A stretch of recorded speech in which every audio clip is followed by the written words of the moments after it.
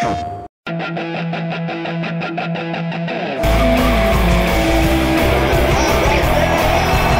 I'm Tanner Foust at the World Drift Championships, and I'm going to show you how to drift in Gran Turismo.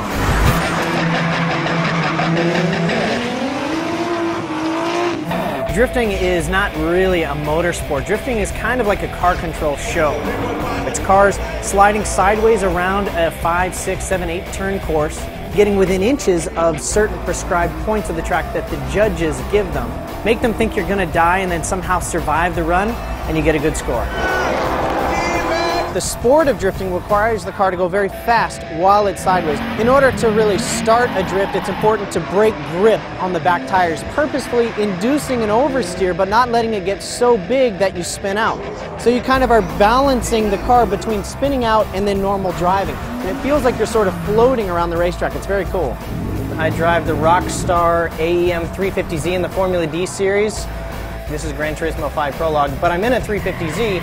It feels a lot like my drift car, and I'm kind of practicing some of the drift techniques that I would use in my competition car, and I gotta say, it's pretty mind-boggling to me how realistic it is. And I don't have to pay for the dents either. That's called getting too close to the wall. Oops.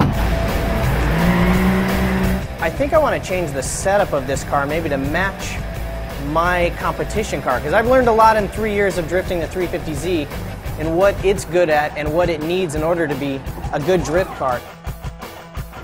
I like to run with the driving physics on professional. I like to run a manual transmission so that if you do hit the rev limiter, it doesn't automatically shift up. The active stability management is good to start out with, but if you want to slide the car around, shut that off. Traction control, sorry, gotta kill it.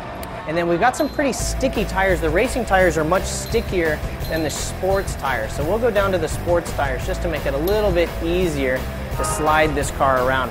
Then you can actually go into some real driving options and fine-tune the suspension. And this is extremely important if you're drifting a car. One thing that we've learned in the last 3 years of drifting a 350Z is that it's very important to have a little bit of toe-in the rear and to have a slightly softer suspension in the rear of the suspension also. So it's kind of cool that you can do that with this particular game.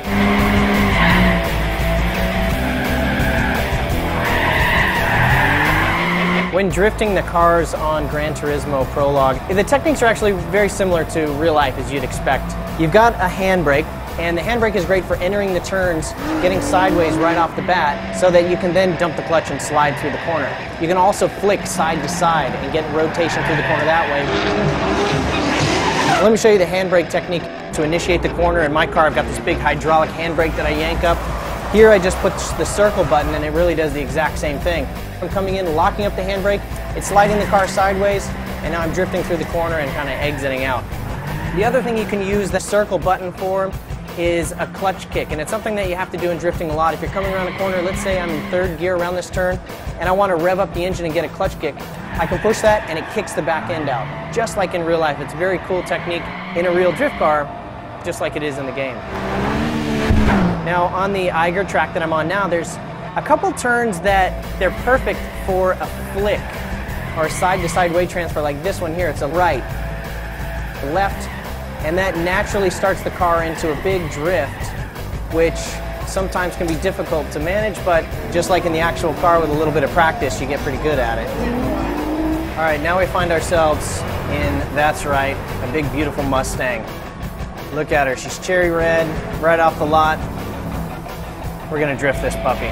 Now the Mustang, of course, doesn't quite have the balance of the 350Z, and you'll feel that right away as soon as you start sliding. It has a bunch of torque because it's got that V8, and so you can get away with spinning the tires at a lower RPM, but it's almost like the back end steps out easier and it spins quite a bit easier than the other cars because it doesn't have that balance. I've slid these Mustangs around in real life, and this is a pretty good representation of what they're like. But you gotta love the torque of a V8. It sounds good, it feels good, even on the game, and it makes it a good practice car. We're up to some big speed. We've got a really tight corner coming up. The braking still has to be done very early, and then you can hit the handbrake at the last minute, grab a gear, and spin out and wave to the fans. How embarrassing. That'd be a 0 run for me right there. Kind of like riding a moped.